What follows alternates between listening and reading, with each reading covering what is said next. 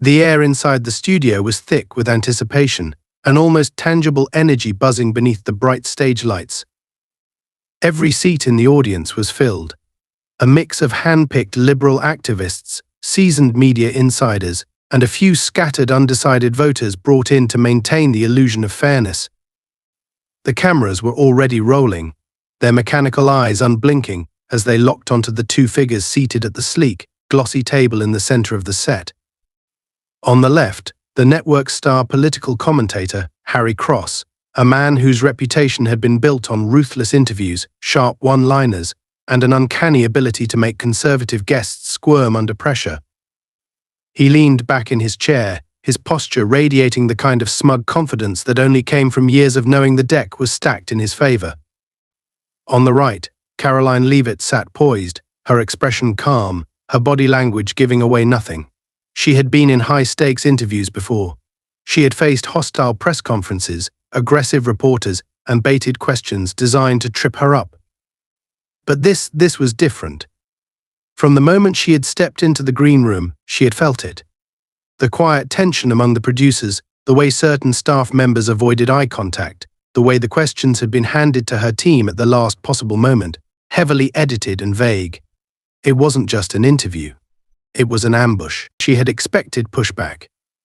The media had been gunning for her ever since she emerged as a rising conservative voice, a woman who not only defied the liberal narrative but openly dismantled it. That made her dangerous. That made her a target. But they had never been able to catch her off guard. Not yet. Harry Cross adjusted his tie, a small, calculated gesture, then turned toward the camera with the smooth confidence of a man who had done this 1,000 times before. He was in his element, the master of the stage, the audience already in his pocket. His voice, rich and deep, carried effortlessly across the studio. "Welcome back to Crossfire tonight," he began, flashing the audience a well-rehearsed smile. "And welcome to our guest, Karoline Leavitt. Karoline, it's always a pleasure to have you here." The way he said it, the carefully controlled tone, the slight smirk tugging at the corners of his mouth, it was already starting. The setup. The condescension masked as courtesy.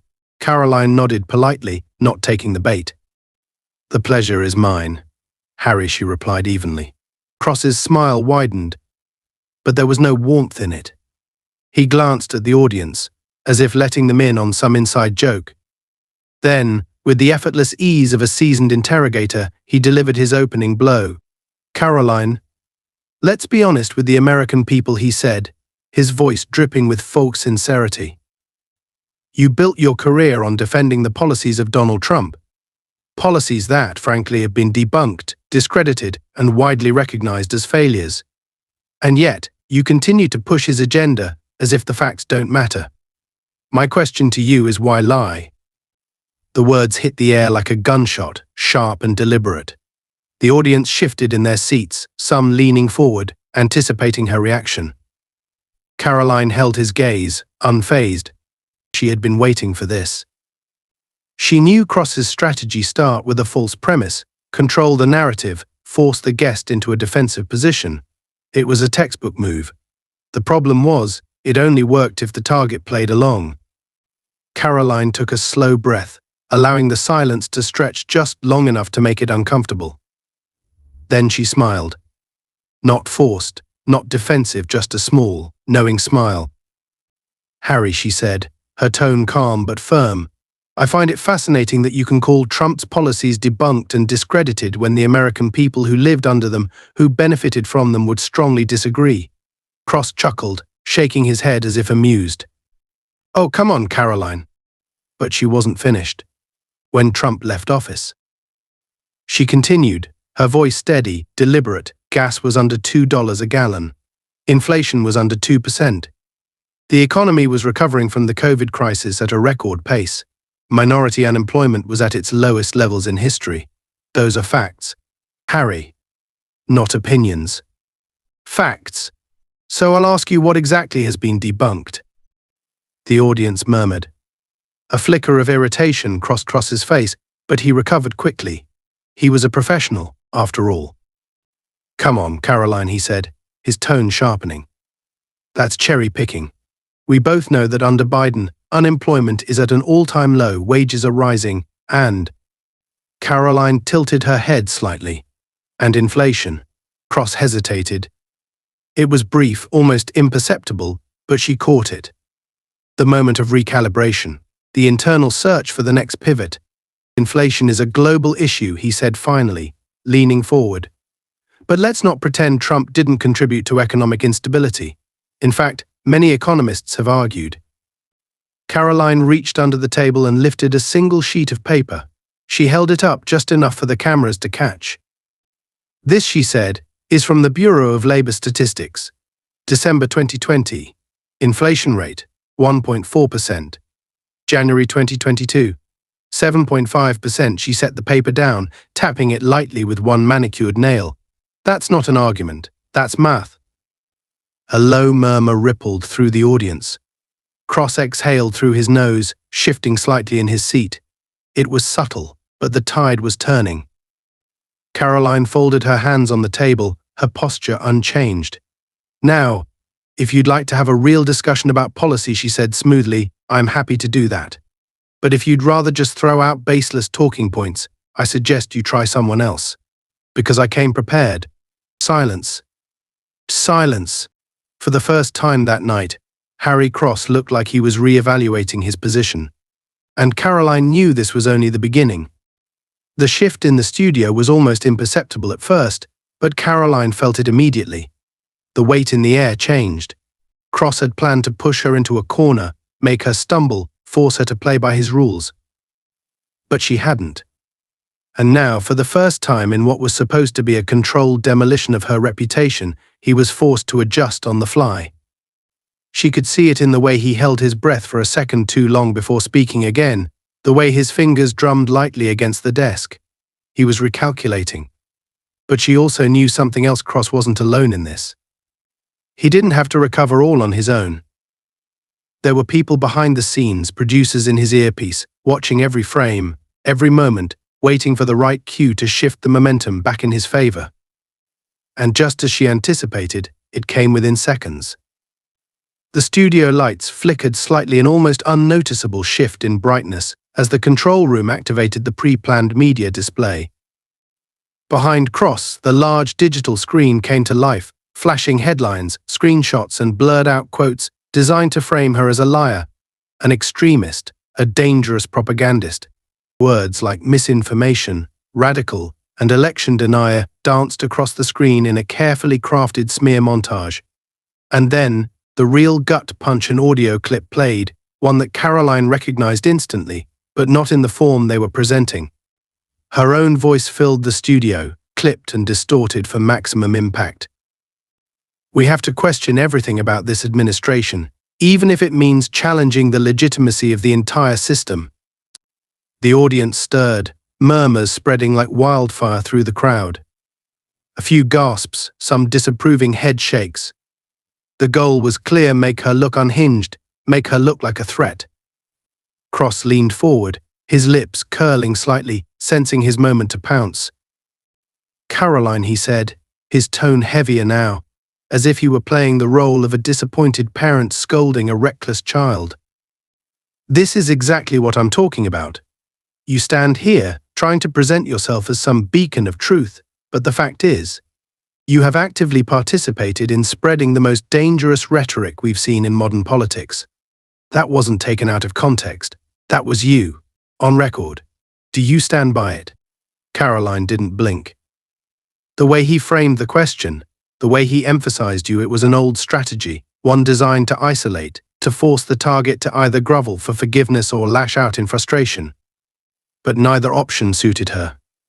She let the moment breathe, her silence pulling the tension even tighter. Then, with the same calm she had maintained since the start, she reached beneath the desk and pulled out a small remote. I'm glad you played that, she said, pressing a button. The studio screen suddenly changed, replacing Cross's curated montage with a full, unedited video. The real video. The same clip, but now with the proper lead-in and aftermath. We have to question everything about this administration, even if it means challenging the legitimacy of the entire system, because that is what the left told us to do for 4 years when Trump was in office.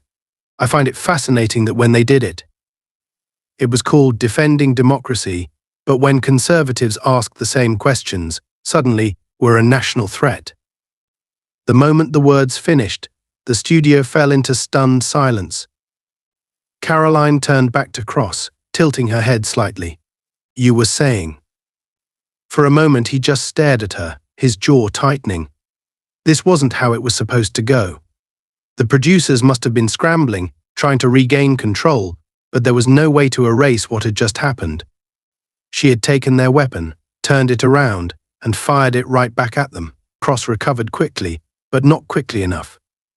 "That doesn't change the fact that—" "No," Karoline interrupted, her voice cutting through the static like a blade. "What it does is expose exactly how this network operates. You didn't pull that clip because you care about truth.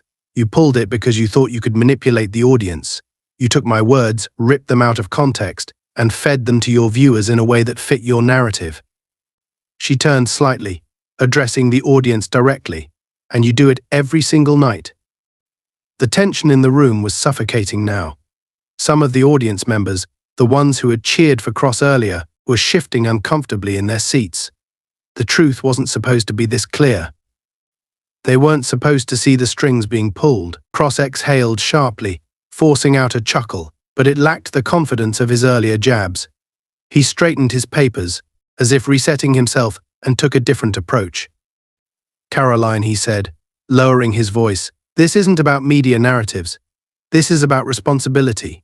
You hold a platform, you speak to millions, and the things you say have consequences. Just look at what happened on January 6th. There it was. The final card.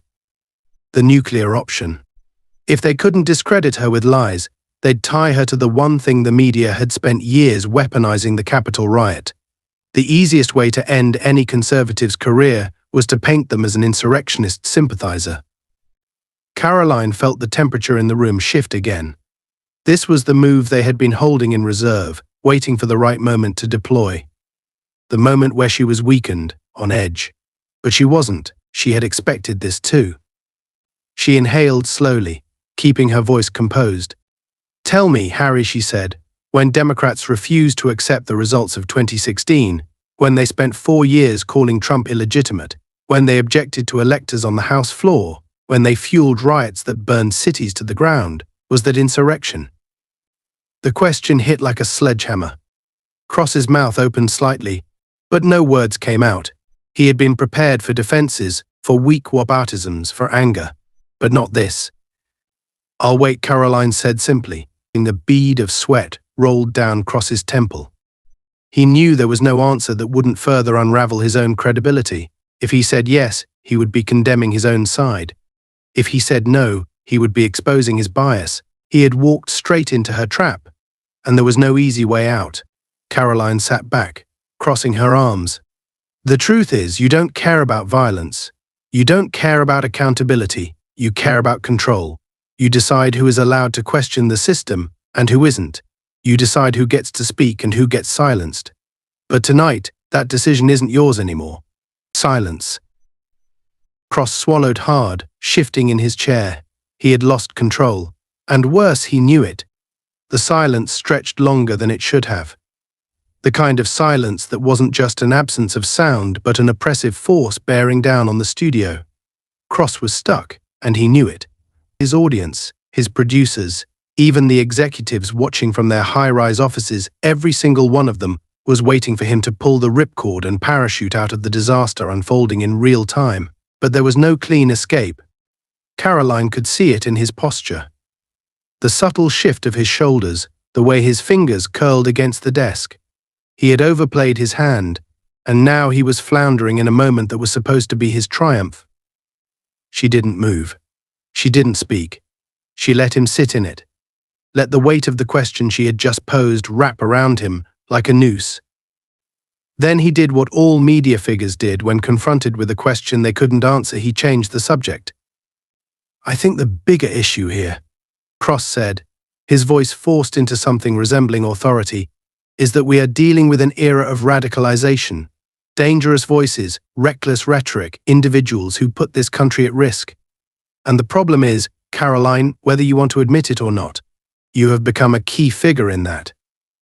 He turned slightly, gesturing toward the audience, as if calling them to his side. This isn't just my opinion, it's fact. Just last month, reports surfaced that threats against public officials have increased by over 300% in the past 2 years. Hate crimes are on the rise. Violence at political rallies has escalated, and yet, instead of working to calm tensions, people like you fuel them. You throw gasoline on an already burning fire. There it was again, the carefully structured framing. He wasn't accusing her directly. He wasn't outright stating she had incited anything. But he was connecting dots, weaving a narrative that suggested she was complicit. It was a classic media tactic. Karoline tilted her head slightly, watching him, and then exhaled a soft, almost amused breath. So let me get this straight, Harry, she said, her voice even. You bring me on this show under the pretense of having a conversation about policy, but instead of debating policy, you cherry-pick out of context clips, manipulate narratives, and now, when backed into a corner, your final argument is what? That I personally radicalized America. Cross scoffed, shaking his head. Don't twist my words. I don't have to twist them, she cut in smoothly. I just have to repeat them. The audience murmured, some shifting uncomfortably in their seats. The tide was shifting, and even they could feel it. Cross leaned in, his voice dropping into something lower, more personal. I think we both know what's happening here. You're playing the victim. You're dodging responsibility. You know exactly what you're doing when you go on stage and say the things you do. When you tell your followers that this administration is illegitimate. When you question the integrity of our institutions. You know how that rhetoric spreads, and you know exactly how dangerous it can be.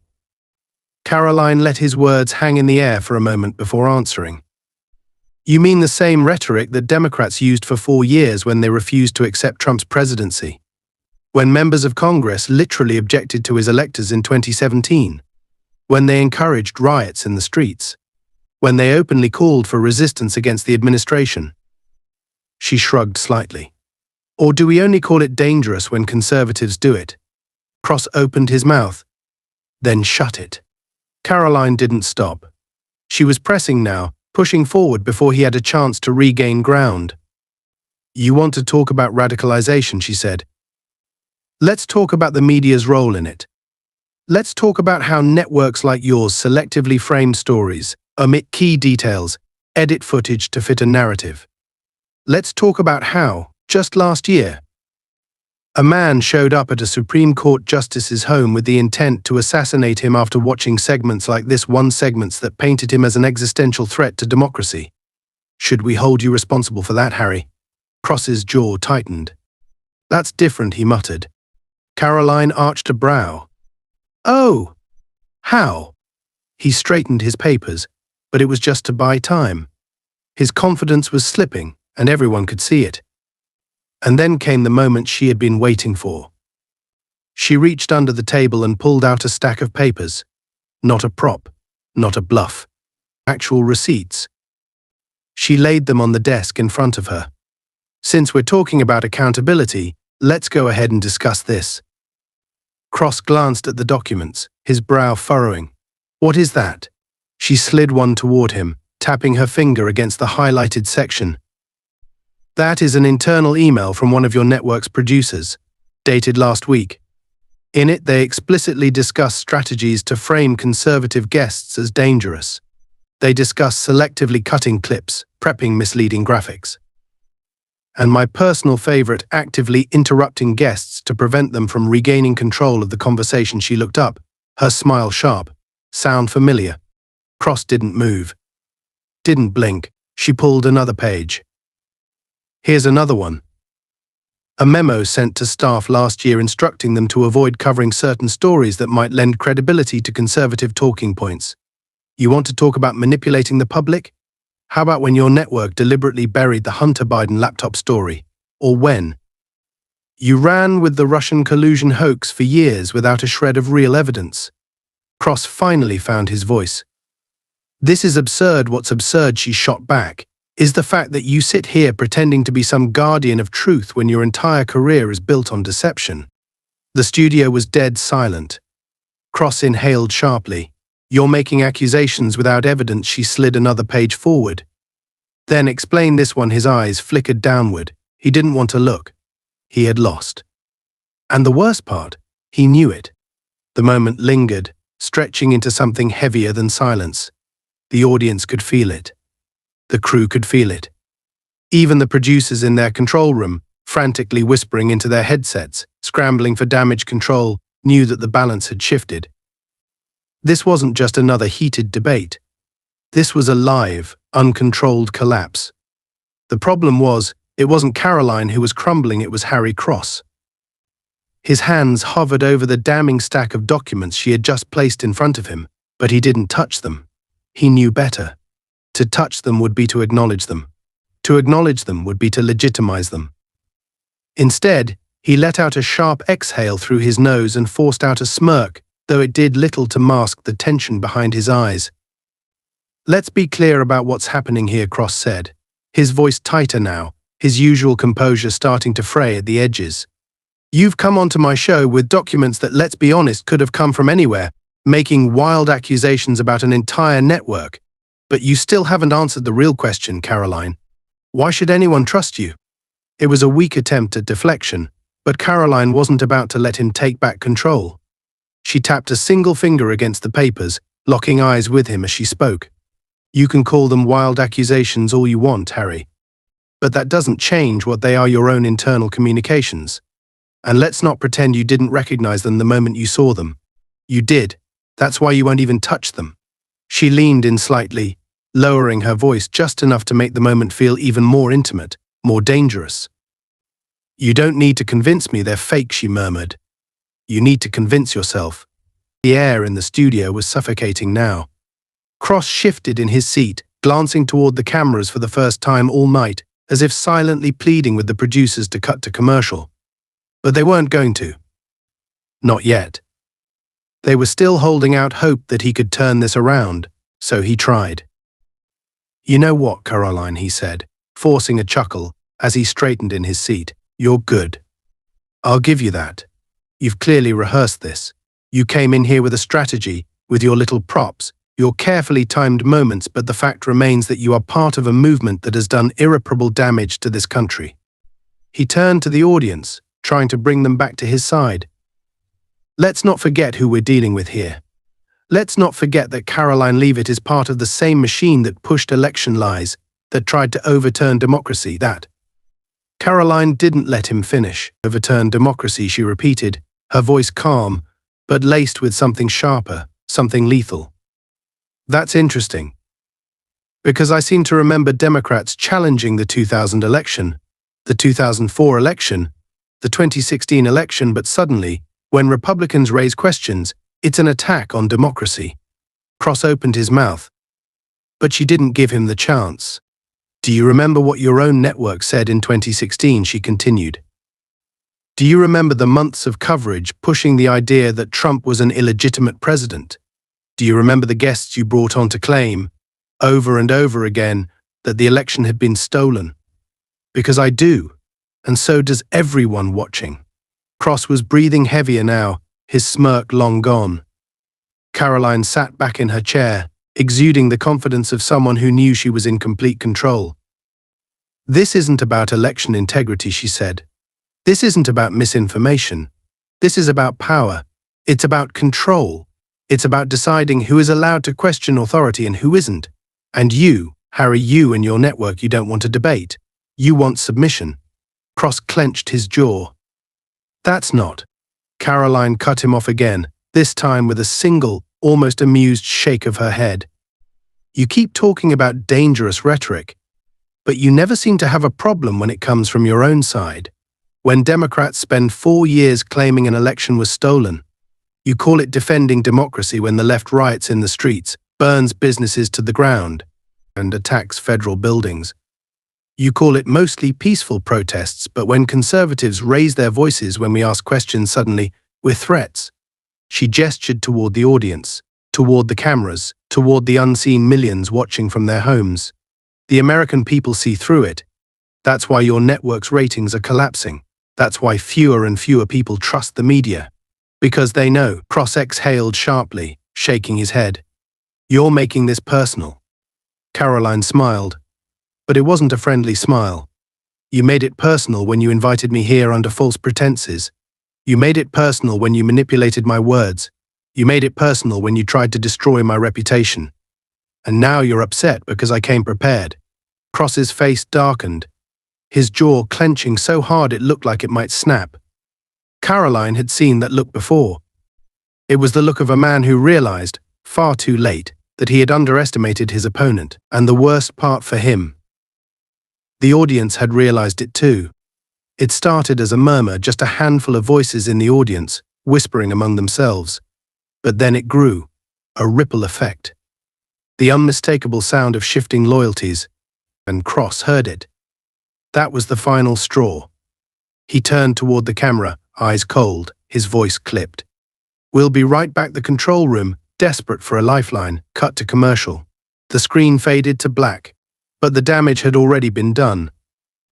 The instant the screen cut to black, the control room erupted into chaos. Producers were shouting over each other, some demanding they regain control of the narrative, others scrambling for a new angle to salvage what was left of Cross's credibility. The network had invested years into building him up as an authoritative voice, a trusted figure who could systematically dismantle conservative guests with his trademark blend of condescension and calculated misinformation. But tonight he wasn't dismantling anything. He was drowning. And the worst part was, everyone could see it. Karoline sat motionless in her chair, watching as Cross yanked out his earpiece and muttered something under his breath. He was furious, though he tried to mask it by taking a slow sip of water. The audience was murmuring now, not in agreement with him, not in support, but in unease. The break was supposed to serve as a reset button, a moment to recalibrate, but some damage couldn't be undone. A floor manager gave the 5-second countdown, and as the red light above the camera blinked back to life, Cross forced a thin smile onto his face. But Karoline saw the way his hands clenched slightly, how his breathing was just a little too controlled. He was rattled. And he knew it. Welcome back, Cross said, his voice smooth but lacking the usual effortless dominance. He turned toward the camera, as if addressing the American people directly. Before the break, we were having an intense discussion with Karoline Leavitt about the role of media, truth, and the future of political discourse in this country. He exhaled sharply, then turned his gaze back to her. Karoline, I have to ask, do you ever stop to consider the impact your words have? The consequences. Karoline tilted her head slightly, feigning curiosity. You mean like when your network knowingly ran false stories for years? When you pushed narratives that turned out to be completely baseless? Or do you only care about consequences when it's politically convenient? Cross's lips pressed into a tight line. This isn't about me, she smiled. Isn't it? He shook his head, reaching for a stack of papers in front of him, his own version of a lifeline. Look, Karoline, he said, I think it's important that we put things in perspective. Because at the end of the day, this isn't just about political differences. This is about the future of the country. And the rhetoric you and your allies have been using, this idea that the media is some all-powerful, coordinated machine, well, quite frankly, it sounds paranoid. Karoline leaned forward, resting her elbows on the desk. Paranoid, she repeated. Harry, do you think I just walked in here with these documents by accident? Do you think it's a coincidence that leaked emails from your own producers instruct hosts to cut off conservative guests before they regain control of the conversation? That your network has internal memos dictating which stories should be toned down or outright buried if they don't fit the preferred political narrative? She let the words settle, then continued. This isn't a theory. It's not paranoia. It's evidence, and you still haven't refuted a single word of it. Cross let out a sharp, forced laugh. Oh, come on, he said, shaking his head. This is absurd. You're suggesting that a newsroom made up of hundreds of individual journalists, producers, editors are all part of some grand conspiracy. Karoline smirked. No, I'm suggesting that people in power protect their interests. And your network is very, very interested in making sure voices like mine don't get heard. Cross let out a slow breath through his nose, shaking his head again, but Karoline caught the slightest flicker of uncertainty in his eyes. He wasn't sure if she was bluffing. So she went in for the kill. "You know what's funny, Harry," she said, feigning curiosity. "I actually wasn't going to bring this next part up. I figured the documents I already had were damning enough. But since you're so confident that there's no coordinated effort at play, let's test that theory." She reached under the table and pulled out her phone, holding it up for the cameras. "Let's go ahead and check something in real time." Cross frowned. "What are you doing?" Karoline smiled, tapping her screen a few times. "Just running a quick search. Because if I'm right and I am, then, within the last few minutes, while we've been sitting here, your network has already begun rolling out a predetermined narrative about this interview." She turned her screen toward the cameras, and there it was. A headline, published on the network's website just minutes earlier, while they were still live. Karoline Leavitt flounders under pressure in heated debate on media ethics. A stunned murmur spread through the audience. Cross paled. Karoline let the silence stretch, then said, "We've been sitting here talking this entire time, and yet your network already wrote the headline. Already framed the story.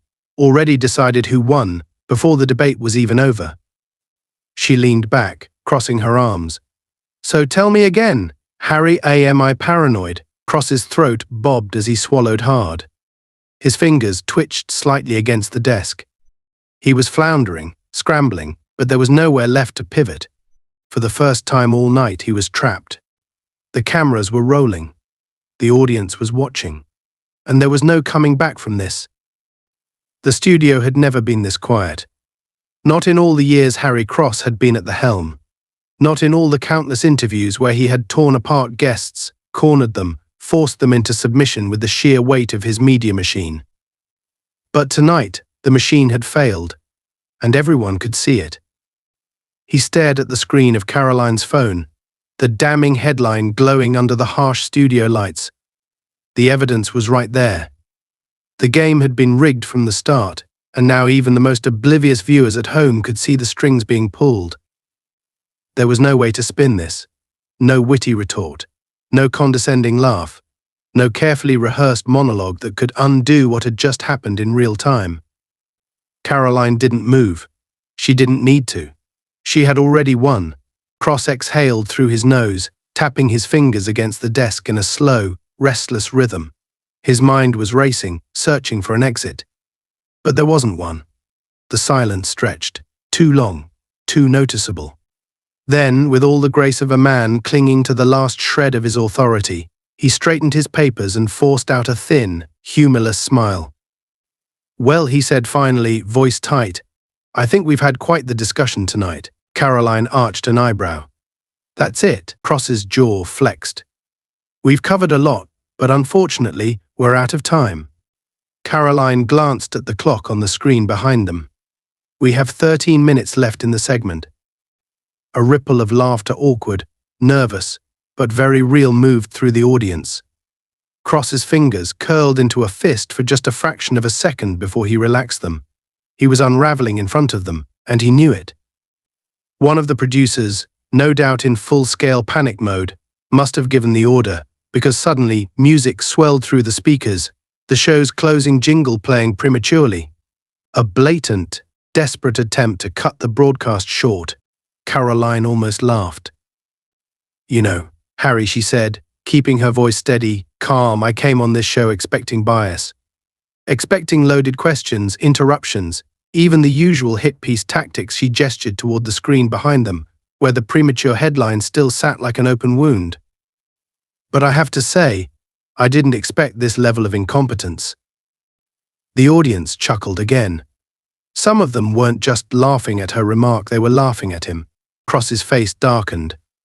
He looked like he wanted to say something, to fight back, but there was nothing left. Karoline had stripped him of every weapon, exposed every trick.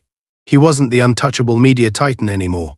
He was just a man who had been caught in his own game. And the worst part, the cameras were still rolling. Millions of people were watching him squirm. A stagehand frantically motioned from behind the cameras, signaling the segment was officially being cut. The credits began rolling over the screen, an unmistakable white flag of surrender. Cross yanked off his mic.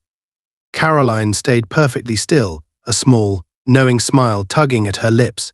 She had walked into an ambush and left them in ruins. The fallout was immediate. The second the cameras cut, Cross ripped out his earpiece and stormed off the set, his face twisted in barely contained rage. Producers swarmed him the moment he was off air, whispering frantically, their voices a mix of panic and damage control. But there was nothing left to salvage. Karoline had taken the network's carefully orchestrated ambush and flipped it into a full-scale, live broadcast humiliation. And now, the consequences were coming faster than anyone could contain them. Within minutes, clips of the interview flooded the internet. Some were short, brutal snippets, Cross's stunned silence as Karoline exposed the pre-written headline, the moment he tried to end the show early, the way the audience had laughed at him. Others were full breakdowns, political commentators dissecting every misstep, every shift in power dynamics. The hashtags weren't just trending, they were dominating. At headquarters, the network executives were in crisis mode. Emails flew between board members, emergency meetings were scheduled, and sponsors, big, corporate sponsors, were suddenly asking questions they hadn't asked before. Why had the segment gone so disastrously off script? Why had they underestimated Karoline? And more importantly, was Cross still an asset, or had he just become a liability? By the next morning, the headlines had flipped. What was supposed to be Karoline Leavitt's televised downfall had instead become Harry Cross's public reckoning. Even left-leaning outlets, the ones that had long shielded him, were struggling to spin it in his favor. Cross stumbles in live debate network faces backlash over misleading coverage. Disaster at prime time. How one interview exposed the media's worst tactics. Did Harry Cross just destroy his own credibility? And then came the real blow. Late in the afternoon, an anonymous leak surfaced. Internal messages from the network, emails between producers and executives. The kind of behind-the-scenes conversations that weren't supposed to see daylight. One line in particular caught fire: make sure she stumbles. Cut her off if she starts gaining ground. We can't let her control the segment. It was over. By evening, sponsors began pulling their ads from Cross's show. One by one, companies released carefully worded statements about re-evaluating partnerships and ensuring journalistic integrity. It was corporate speak for "we're not sinking with this ship." And then, the final blow. The network released a statement, effective immediately. Harry Cross is stepping down from his position as host of Crossfire tonight. We thank him for his years of service and wish him the best in his future endeavors. In a forced resignation. A quiet exit through the back door. The same network that had spent years propping him up had discarded him in less than 24 hours. He wasn't an asset anymore. He was a liability. Karoline, on the other hand, she had never been more powerful. On her inbox was overflowing. Interview requests, speaking engagements, book deals. But she wasn't just a guest anymore, she was the story. The woman who had taken on the media machine and won. And as she sat back in her chair, watching the news break, she allowed herself a single thought. They had invited her into the lion's den, but they were the ones who had been devoured,